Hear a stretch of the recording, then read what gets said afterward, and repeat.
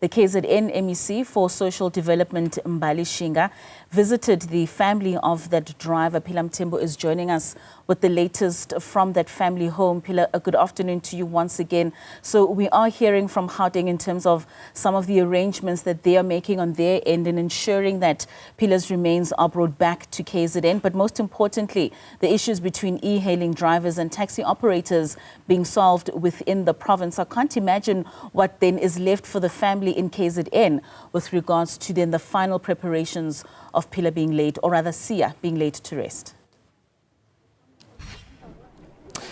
Indeed, and that is why, Katleho, the KZN government decided to also visit the family. We did hear from the KZN Social Development Department MEC Mbali Shinga making a promise saying that they have decided to ensure that they assist in terms of getting the remains of Mvelase back home so that he is given a dignified funeral.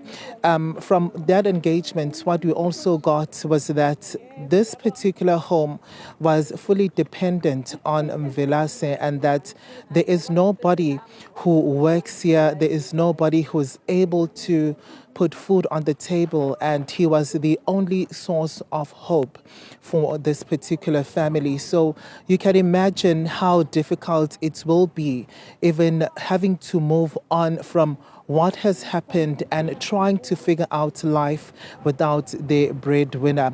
From the promises which were made today and also what, the family had been needing and calling for as they are hoping for assistance, I'm going to bring in the aunt of the victim to essentially speak to us on what they make of that engagement and the assistance which had been promised to them. Siyabonga kakhulu ngesikhathi sakho auntie.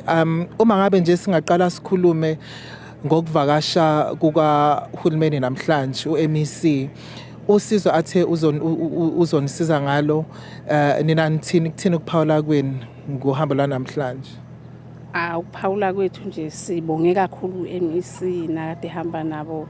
Kuyabonakala manje la siyakhona ngoba vele nje besiphandle vele kulesimo esikanjena besingazi ukuthi kahle kahle sothatha nihlanganise nani ngoba nasekhaveni bengekho umuntu, bengekho cover, futhi ingane mayisencane nje ukuthi ayi ngizokwenza kulamandla ethi ayisingenawo angeke ukuthi hayi ngizobafaka kanti gcine sekufika ilanga elikanjena ke kumuntu besingayitsheli. Kodwa nje ke siyabonga mase kwenzeka kanjena, ngiyithembisa ukuthi ngaleso sikhathi esingakasazi ngoba asikakasazi sona isikhathi ngoba sekhona lento yama DNA ngoba ehambe kanjena.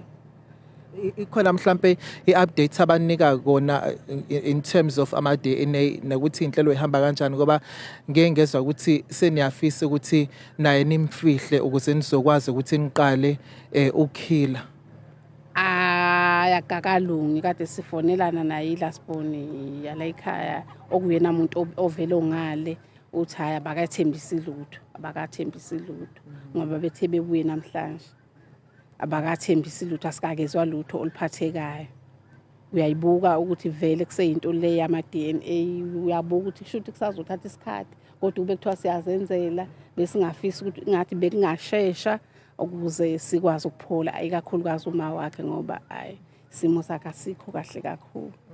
Ngaphambi kokuthi ngikudedele nje ngokusheshsha mhlambe anti ungachaza ukuthi manibheka nje sekumele ukuthi niqhubeke nempilo, kuye kwasho ukuthiwa uyena umuntu okade sebeka ukudla etafuleni ekhaya nje bangekho umuntu osebenzayo, isimo nje njengamanje sikanjani? And manithi nithatha ukubheka nje baqhubeka isikhathi, nibona nje kuzoba njani ekhaya? Kuzoba nzima kakhulu ngane, kuzoba nzima ngoba phela impesheni kaMali ayilutho, khona nezingane zodadewethu, khona nodadewethu, kuningiwa nje la ekhaya nje.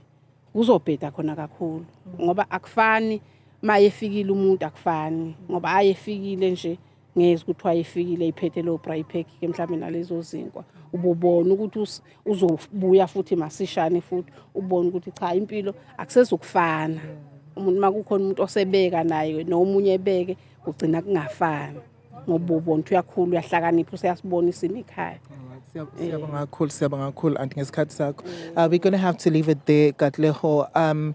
They have welcomed the visit as well as the promises which have been made to them. Now, this is the assistance that they have been desperate for and begging for. But we also did have some conversations with them, even off camera, saying that the whole conflict between taxi operators and those who are in the e-hailing services industry is something that definitely needs to be resolved, because now they have to feel the wrath. They are incredibly impacted by such disputes, but they are also hoping that they are going to lay their loved one to rest soon with the assistance that's promised. All right, Pilar, will certainly be getting more updates as the family moves closer and closer in laying Mvelase to rest. Thank you for bringing us that update. Now,